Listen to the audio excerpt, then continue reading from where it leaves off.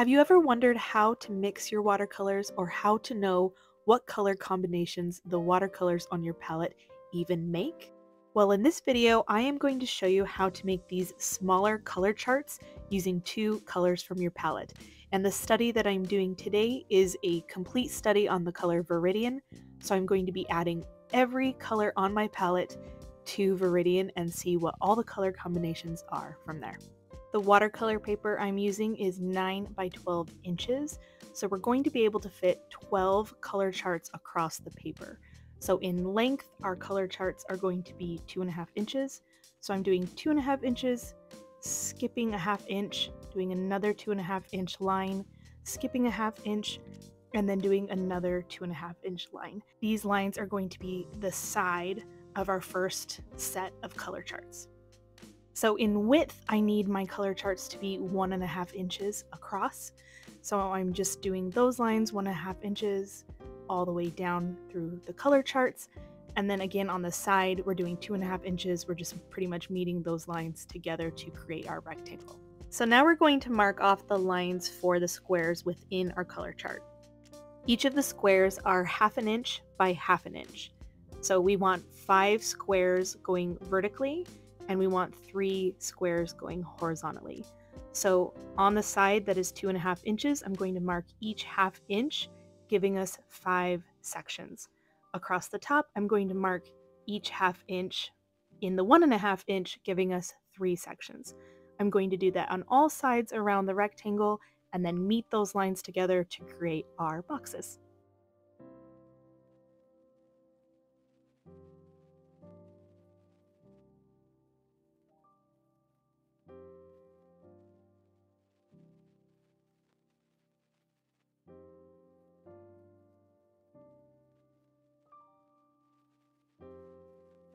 I'm using the width of my ruler to determine the distance between each row of color charts, and then again I'm able to fit 12 color charts onto this entire piece of paper, 4 across the top and 3 going vertically.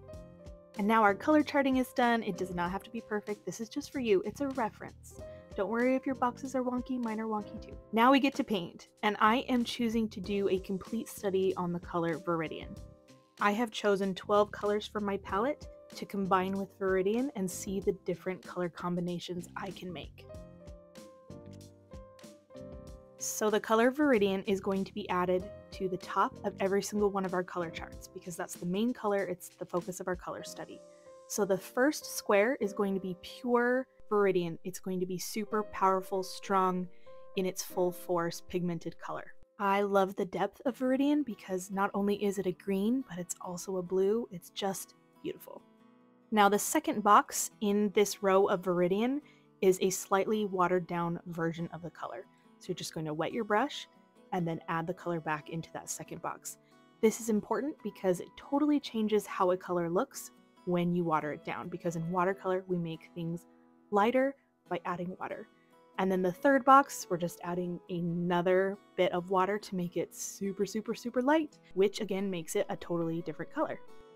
And these are the colors I'm going to be adding to Viridian. So I have Burnt Umber, Opera Rose, Alizarin Crimson, Cad Red, Cad Orange, Yellow Ochre, Winsor Yellow, and then we're skipping Viridian, Sap Green, French Ultramarine Blue, Prussian Blue, Violet, Cerulean, and then down here I have a black and Payne's Gray, but we're not going to be using those to mix with Viridian.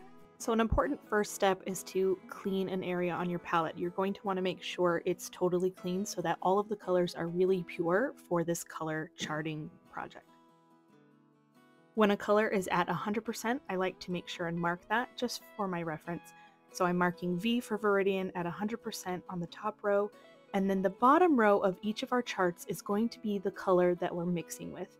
And as we get through the middle, it's going to be more and more mixed. I have no reason for starting with Opera Rose instead of Burnt Umber, but that's what I started with. I was drawn to it. It's beautiful. That beautiful, bright Opera Rose color is just gorgeous. So again, that first square is very highly pigmented. Add a little bit of water for the middle square, and then super light on the last square. For the row above the 100% Ochre rose, we want to add just a tiny bit of Viridian. So we want it to start to get closer to the Viridian color, but we don't want to lose a lot of the pinkness left. So this row is going to be definitely leaning pink. It's like a 75% Ochre rose to 25% Viridian. So you just want it to be a shade lighter, but definitely leaning pink. So this light purple color is perfect.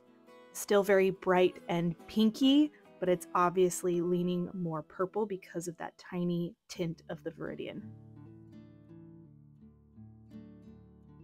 Now to the mixture that we've already made, which leans toward pink, we're going to add some Viridian to try to get an even mixture, an even color between the Ochre rose and Viridian.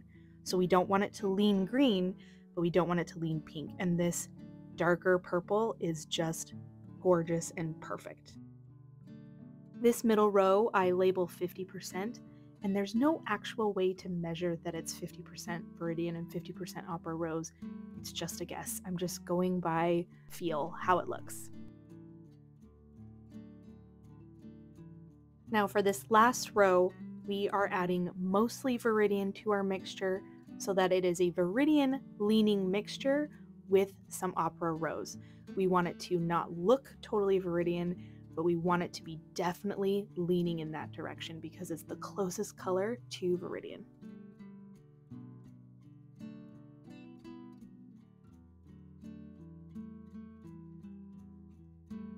And that is how you do a color chart with two colors, and you can see all the different variations that those two colors can make. It's really quite fascinating.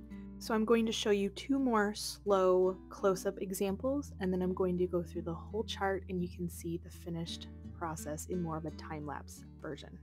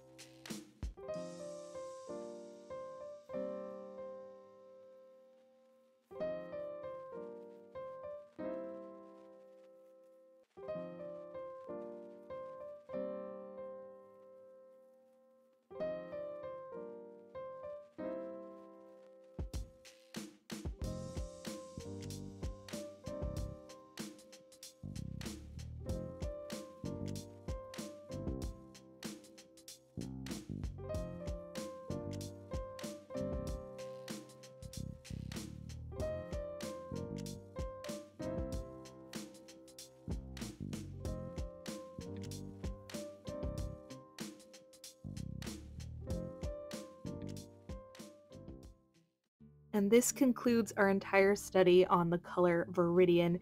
And now I have this chart I can keep on my desk, and anytime I want to reference it, to find a color that goes with Viridian, to make all of these gorgeous colors, I can always go back and reference it to the colors that I already have on my palette. I hope this was super helpful for you in breaking down color charting, that you're inspired to do it, and that you have a new appreciation for Viridian. I'll see you guys next time. Bye.